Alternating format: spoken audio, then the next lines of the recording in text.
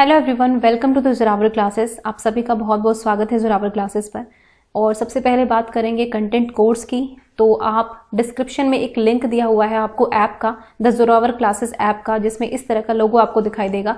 तो आप यहाँ डिस्क्रिप्शन से उसको डाउनलोड कर सकते हैं या फिर अपने एंड्रॉयड फ़ोन पर गूगल स्टोर से जाकर उसको डाउनलोड कर सकते हैं, द जोरावर क्लासेस ऐप को, और वहाँ से कंटेंट कोर्स को आप परचेज कर सकते हैं।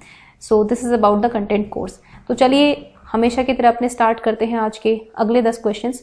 तो आज का जो टॉपिक रहेगा वो हमारा बेसिकली इवैल्यूएशन रहेगा। इवैल्यूएशन कह लीजिए या फिर असेसमेंट कह लीजिए, मूल्यांकन या फिर आंकलन, उसी पर फोकस रहेगा आज के 10 क्वेश्चंस का। तो चलिए स्टार्ट करते हैं। पहला है, which one of the following types of evaluation assesses the learning progress to provide continuous feedback to both teachers and students during instruction. तो भाई कौन से टाइप का इवैल्यूएशन होता है जो टीचर्स को और बच्चों को दोनों को ही फीडबैक प्रोवाइड करता है कि कहाँ तक लर्निंग प्रोग्रेस हुई है और कहाँ तक नहीं हुई है। तो ये कौन से टाइप का इवैल्यूएशन है ये आपको बताना है। यहाँ पर 4 आपके सामने ऑप्शंस है: placement evaluation, formative evaluation, diagnostic and summative evaluation. तो देखिए, प्लेसमेंट इवैल्यूएशन की जहां तक बात है तो ये एक स्टार्टिंग पॉइंट होता है। स्टार्टिंग में आप थोड़े से बच्चे का लेवल जो है वो एक तरह से जज करते हैं कि वो इस क्लास में, इस ग्रेड में जाने लायक है कि नहीं है। ये स्टार्टिंग में किया जाता है बच्चे का लेवल जानने के लिए। ये बेसिकली जब कॉलेजेस में एडमिशन वगैरह होता है, किसी कोर्स में आपको एडमिशन लेना होता है, तब आप इस तरह का असेसमेंट करते हैं। ठीक है, ये प्लेसमेंट इवैल्यूएशन होता है। फॉर्मेटिव असेसमेंट हम सबको पता है कि during the teaching learning process हम बच्चे को जज करते रहते हैं, कॉन्टिन्यूस उसका फीडबैक लेते रहते हैं और अपना भी देते रहते हैं, ताकि हमें पता चलता रहे कि हमारी लर्निंग प्रोग्रेस कैसी हो रही है। तो इस क्वेश्चन का आंसर होगा ऑप्शन नंबर बी। अब यहाँ पर दोनों के लिए है, टीचर्स के लिए भी और स्टूडेंट्स के लिए, दोनों को फीडबैक यहाँ पर मिलता रहता है कि हमारा जो टीचिंग लर्निंग प्रोसेस है वो कितना सक्सेसफुल हो रहा है।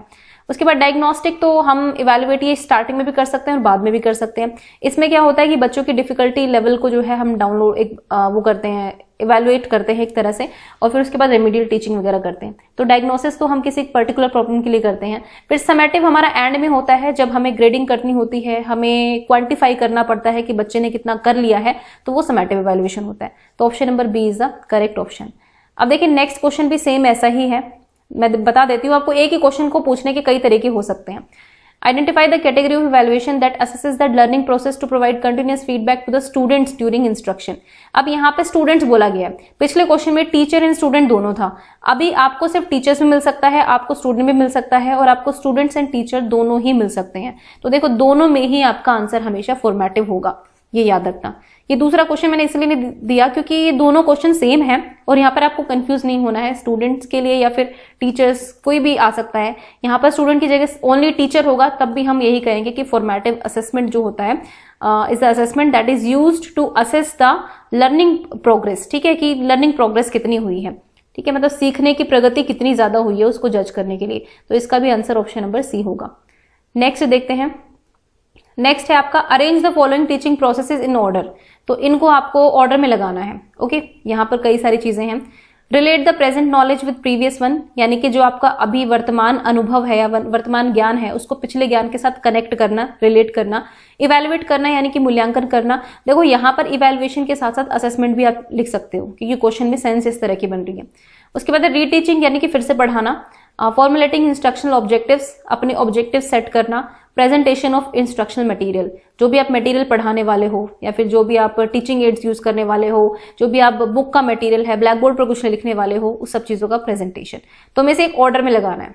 देखो, सबसे पहले हम क्या करेंगे, सबसे पहले हमें फॉर्मुलेट करने पड़ेंगे अपने, इसको एक बार मिटा देती हूँ ताकि क्लियर हो जाए। सबसे पहले जो हमारे इंस्ट्रक्शनल अनुदेशात्मक उद्देश्य होते हैं उनको हमें फॉर्मुलेट करना पड़ेगा। फॉर्मुलेट हमने कर लिया, अब हमने ऑब्जेक्टिव सेट कर लिए। इसके बाद आपको क्या चाहिए, इसके बाद आपको देखना पड़ेगा यहाँ पर कि बच्चे की प्रीवियस नॉलेज जो है वो कितनी है, उसके अकॉर्डिंग ही आप उसको पढ़ाएंगे या जो भी मटेरियल आप प्रेजेंट करेंगे। ठीक है, तो ये हो गया सेकंड नंबर पर। अब थर्ड नंबर क्या होगा, अब आप प्रेजेंटेशन देंगे, बच्चे की प्रीवियस नॉलेज भी चेक कर ली, अब आप पढ़ाएंगे बेसिकली उसको। उसके बाद आप क्या करेंगे, अब देखो यहाँ पर क्वेश्चन में रीटीचिंग और इवैल्यूएशन दिया हुआ है। अब क्योंकि यहाँ पर 4th, 1st और 5th तो ठीक है, अब ऐसा कोई भी ऑप्शन है नहीं। अब यहाँ पे फर्स्ट पहले है, सेकंड बाद में है, रिलेट वाला और थर्ड यहाँ पे, ये ऑब्जेक्टिव्स बाद में सेट कर रहे हैं तो ये ऑप्शन नहीं हो सकता। सेकंड पहले है, इवैल्यूएशन पहले ही कर दिया, ये भी नहीं हो सकता। फिर फिफ्थ पहले ही कर दिया, पहले प्रेजेंटेशन कर दिया, ये भी नहीं हो सकता। तो यहाँ पर क्लियर कट आंसर जो है ऑप्शन नंबर डी है। अगर आपको इन दोनों में कंफ्यूजन है तो यहाँ से फिर क्लियर हो जाएगा। देखो सेकंड यहाँ पर है इवैल्यूएशन या फिर असेसमेंट कह सकते हैं हम इसको, ठीक है, इस क्वेश्चन के सेंस के साथ, तो इसको फोर्थ नंबर पे ले लेंगे। और रीटीचिंग हम तब करेंगे जब हम असेसमेंट कर चुके होंगे। लेकिन यहाँ पर शब्द इवैल्यूएशन है तो इन्होंने खुद ही कंफ्यूज किया हुआ है ना। लेकिन आप मानकर चलिए और कोई ऑप्शन सेट नहीं बैठ रहा है तो फिर हम इसको ठीक मानेंगे। ओके, ऐसे क्वेश्चंस भी आते हैं कई बार एग्जाम में, तो ये इवैल्यूएशन की जगह असेसमेंट भी हो सकता है। तो यहाँ पर option number D will be the correct answer. Next देखते हैं, which of the following is not a characteristic of a achievement test. कोई भी अचीवमेंट टेस्ट ले रहे हैं आप, तो उसकी इनमें से कौन सी गुड क्वालिटी, मतलब गुड कैरेक्टरिस्टिक नहीं है किसी भी अच्छे अचीवमेंट टेस्ट की। Reliability, objectivity, ambiguity and validity. तो देखिए रिलायबिलिटी होती है विश्वसनीयता, ठीक है, ये तो बिल्कुल इंपॉर्टेंट है। रिलायबिलिटी और वैलिडिटी दोनों ही चाहिए आपको। फिर आपको ऑब्जेक्टिविटी चाहिए, निष्पक्षतावाद, कि आप जब भी असेसमेंट करते हैं, जब भी अचीवमेंट टेस्ट ले रहे हैं, तो आपकी तरफ से कोई पर्सनल बायसनेस नहीं होना चाहिए, आप बहुत ऑब्जेक्टिव होने चाहिए। अगर सब्जेक्टिविटी आ जाएगी यानी कि आपका पर्सनल बायस उसमें शामिल हो जाएगा, तो वो एक क्लियर और अच्छी इवैल्यूएशन नहीं होगी। तो यानी कि यहाँ पर ये भी होगा, ये भी होगा। अब बचता है अस्पष्टता, एम्बिग्यूटी, ठीक है।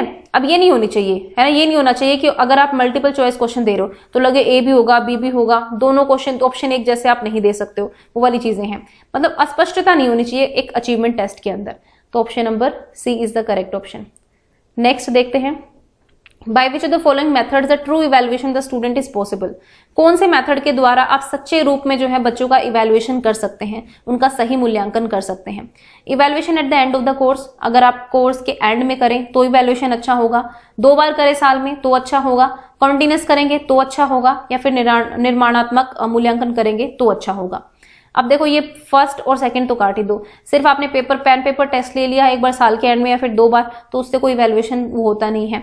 अब हमने सुना है कि हमने सीसी क्या कहता है, कॉन्टिन्यूस एंड कॉम्प्रिहेंसिव इवैल्यूएशन, जिसकी बात हम करते हैं। यहाँ पर ऑप्शन नंबर सी ठीक होगा, क्योंकि ये ऑल ओवर डेवलपमेंट की बात करता है। और कॉन्टिन्यूस इवैल्यूएशन से ये होता है कि आपको ये रहता है कि बच्चे को क्या डिफिकल्टी आ रही है, आप उसको सोल्व कर सकते हो। उसके बाद जो भी बच्चे का फीडबैक होता है उसका लेते रहते हो, साथ साथ अपनी टीचिंग लर्निंग स्ट्रैटेजी में भी आप इंप्रूव कर सकते हो। तो continuous evaluation is the answer. Formative evaluation इसी का एक पार्ट है कॉन्टिन्यूस इवैल्यूएशन का, तो हम यहाँ पर ऑप्शन नंबर सी को सही मानेंगे। उसके बाद नेक्स्ट क्वेश्चन देख लेते हैं, डायग्नोस्टिक इवैल्यूएशन असर्टेन। तो नैदानिक मूल्यांकन का पता लगाता है, किसका पता लगाता है, बेसिकली ये है, पता लगाता है, नैदानिक मूल्यांकन पता लगाता है student performance at the beginning of the instruction, कि भाई स्टार्टिंग में जो है बच्चे की परफॉर्मेंस कैसी है, ये पता लगाता है। Learning progress and failures during instructions, या फिर कितनी लर्निंग प्रोग्रेस हुई है और कितना फेलियर हो रहा है, कितना वो फेल हो रहा है, ये पता लगाता है।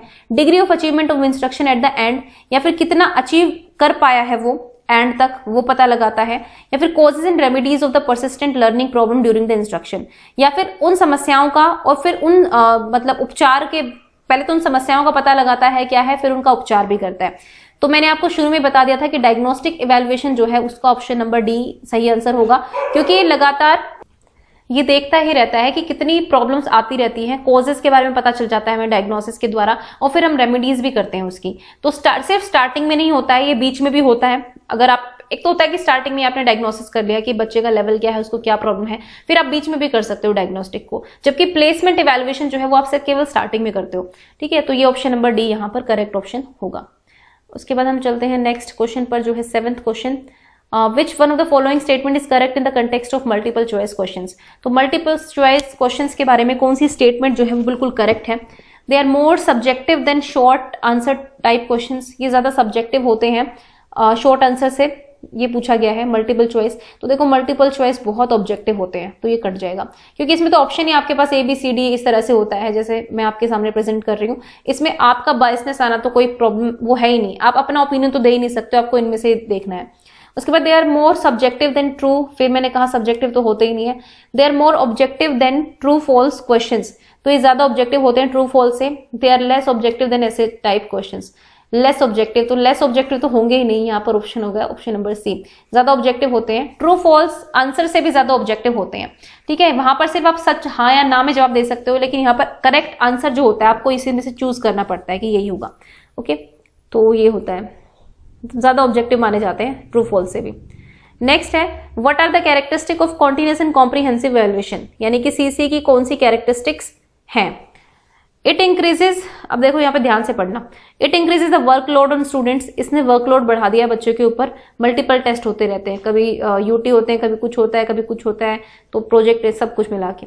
तो भाई हम सबको पता है कि सीसी को हम बर्डन नहीं मानेंगे। अगर किसी आपको लग भी रहा है ना एज ए टीचर की बर्डन है, तो भी आपको ये कभी नहीं बोलना है एग्जामिनर के सामने, क्योंकि जितने भी गवर्नमेंट पॉलिसीज होती है ना, आप ये मानकर चलिए कि उनको आप क्रिटिसाइज नहीं कर सकते हो एज अ टीचर या फिर जो भी है, क्योंकि सारी गवर्नमेंट पॉलिसीज जो है पूरी कमिटीज के ऊपर बैठती हैं, वो चाइल्ड सेंटर्ड एजुकेशन पर फोकस करती हैं। तो हम जब भी किसी एग्जाम में बैठते हैं तो try not to criticise the government policies. Okay, ये हमेशा आप ध्यान रखना, एक मेरी तरफ से एक सजेशन है। तो ये हो ही नहीं सकता, वर्कलोड नहीं बढ़ाता है। It replaces marks with grades, बिल्कुल यस है, क्योंकि यहाँ पर सीसी में यही माना गया है कि मार्क्स मत दो, आप ग्रेड्स दो। ठीक है, ग्रेड से क्या होता है, कंपैरिजन थोड़ा कम होता है। जब मार्क्स आ जाते हैं तो हम रैंकिंग पर पहुंच जाते हैं, 100 में से इतने हैं तो फर्स्ट है, ये है, वो है। तो ग्रेडिंग में वो पता नहीं चलता है, क्योंकि A+ जो है वो एक पूरे 10 नंबर का स्लॉट होता है, 91 to 100 जो है उसको A+ मिलेगा इस तरह से। तो इसमें आप रैंकिंग नहीं करोगे।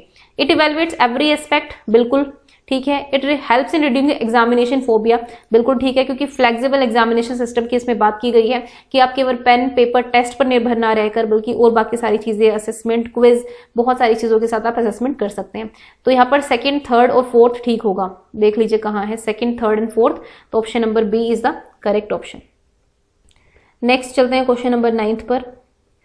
The main objective of student evaluation of teacher, शिक्षक के छात्र मूल्यांकन का मुख्य उद्देश्य क्या है। जब आप स्टूडेंट का इवैल्यूएशन करते हो तो आपका मेन क्राइटेरिया क्या होता है, ये पूछा गया है।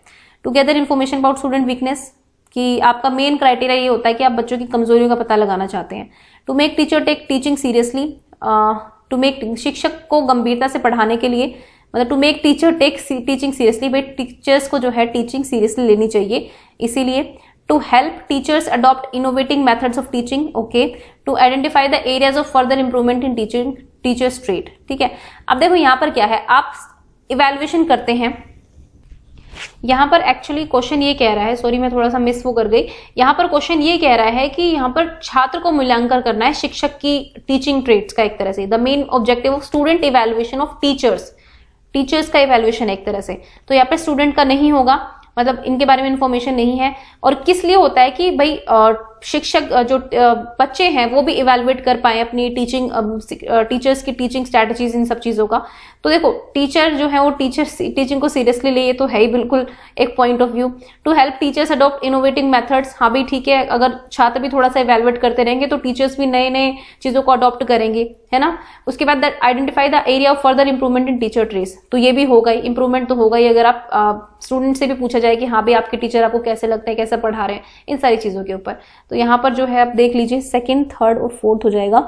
So second, third, fourth is option number D, है ना। अगर आप बाकी ऑप्शंस को भी देंगे कि सिर्फ 1 होगा, ये नहीं होगा, 1 and 2 होगा, ये भी नहीं होगा, 1 होगा ही नहीं, क्योंकि यहाँ पर ये हो रहा है कि स्टूडेंट इवैल्यूएशन ऑफ टीचर्स, ठीक है, ये क्वेश्चन है यहाँ पर, शिक्षक के छात्र मूल्यांकन का उद्देश्य पूछा है। तो option number D is the correct option. उसके बाद नेक्स्ट देख लेते हैं लास्ट क्वेश्चन अपना। Which of the following is or are not part of quality learning environment. Quality learning environment की बात हो रही है यहाँ पर कि एक गुणवत्ता वाले अधिगम वाले माहौल को आप लोग को क्रिएट करना है, तो कौन सा नहीं होगा। समेटिव असेसमेंट होगा इसके अंदर, भाई इसमें बिलीव, एटीट्यूड, स्किल्स और नॉलेज लर्नर्स को देखा जाएगा। It helps learner to become knowledgeable by learning in ways that led in understanding, जिससे आप जो है अंडरस्टैंडिंग भी कर पाए, इस पर ध्यान देना।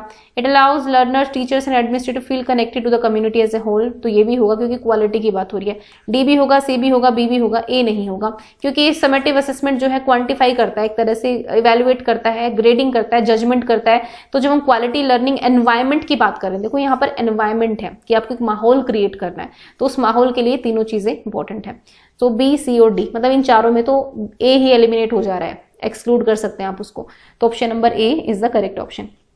So guys, this was the video for today, I hope you like it. और ये सारे क्वेश्चन जो है आपके असेसमेंट एंड इवैल्यूएशन वाले पार्ट से रिलेटेड थे। Thank you for watching the Zorawar classes.